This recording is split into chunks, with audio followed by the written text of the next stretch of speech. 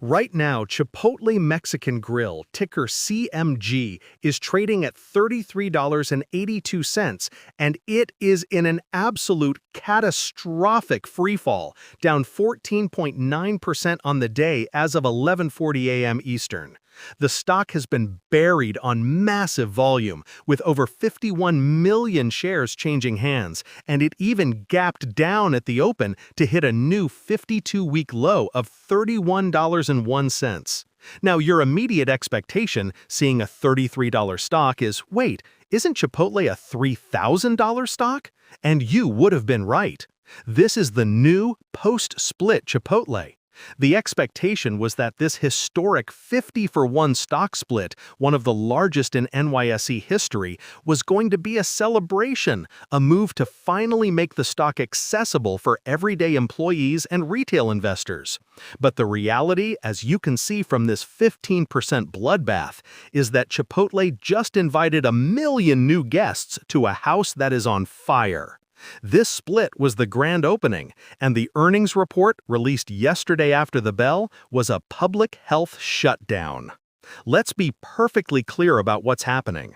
The stock split itself, which took the price from over $3,900 to about $39 yesterday, is just a cosmetic change.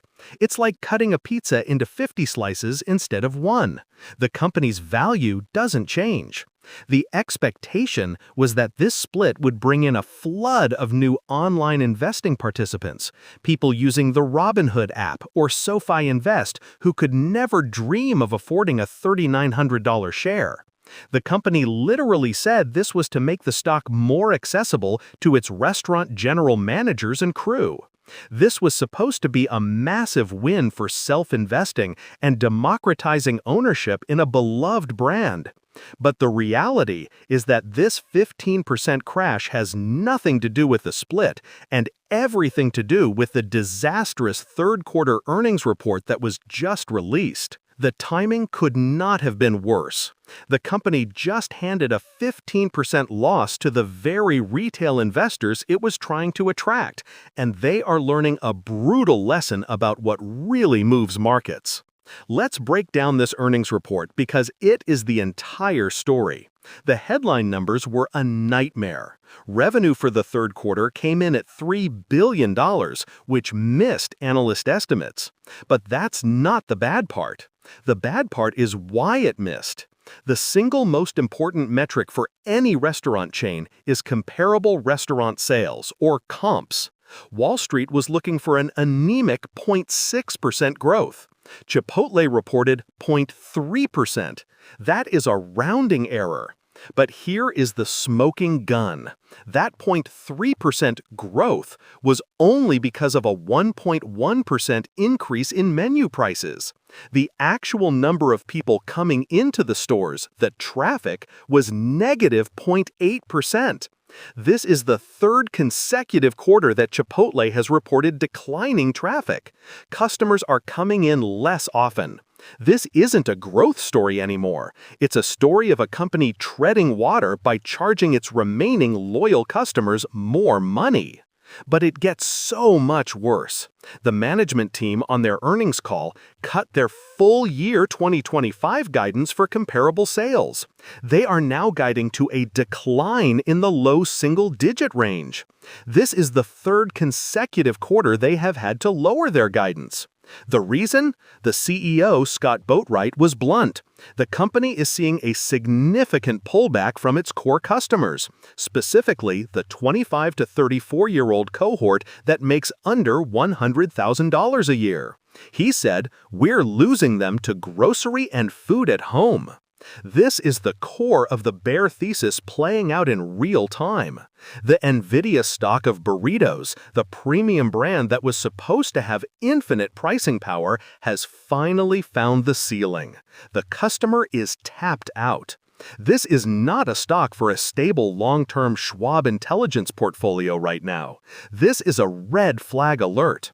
This is not the stable premium Apple stock of the food world. This is a company whose core customer is now choosing to buy a can of beans and a pound of rice.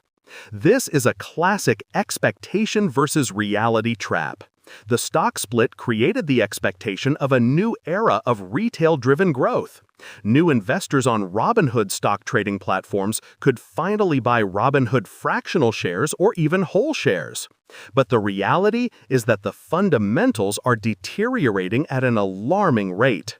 This isn't a buy-the-dip opportunity, it's a catch-a-falling-knife scenario. This is why you see analyst price targets getting slashed this morning. Mizuho cut their target from $40 to $34. TD Cowen cut their target from $45 to $40. They are all reacting to the confounding problem of this sharp reversal in traffic. This is not the kind of stock you want in a diversified Fidelity portfolio right now. It's not a safe investment. It's a gamble that the consumer will suddenly feel rich again, and that is a bad bet to make. So what does this company do, and how did it get here? Chipotle's entire brand, its business model, is built on food with integrity. It's the pioneer of the fast casual space. They offer fresh, non-GMO, sustainably sourced ingredients in an assembly line format. This model was brilliant. It allowed them to charge a premium price, closer to a sit-down restaurant, but deliver it with the speed of fast food. This resulted in restaurant-level margins that were the envy of the industry, often approaching 25 to 27%. But this quarter, those margins missed expectations, coming in at 24.5%. Why?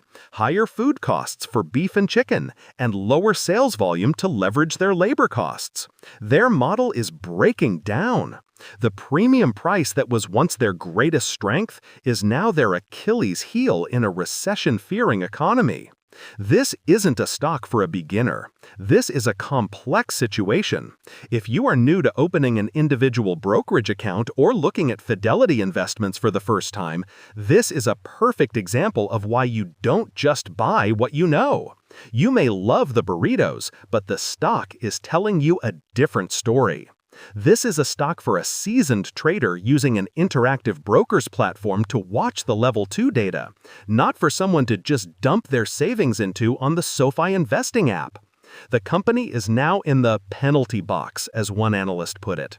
They have to prove all over again that they can get people back in the door without resorting to the discounts and promotions that would destroy their premium brand. The future outlook is now incredibly murky. The bull case, the one that Fidelity Wealth Management advisors might have pitched a year ago, was about fortress-like brand loyalty, margin expansion, and the Chipotle, their drive-thru, as a new growth engine. They are still opening new restaurants at a rapid pace. The bulls will say this is a temporary macro-driven pullback and a massive overreaction. They'll say that at $33, this is the buying opportunity of a lifetime, a chance to get a blue-chip growth stock on a 15% off coupon. The bear case is what you're seeing on your screen. The 15% drop is the market repricing the stock for a no-growth reality. The bears will say the core customer is gone, the pricing power is spent, and the margins have peaked. They'll say the 50-for-1 split was a gimmick, a desperate attempt to create shareholder value cosmetically because they knew they couldn't create it fundamentally with their earnings. This is a pivotal moment for the company.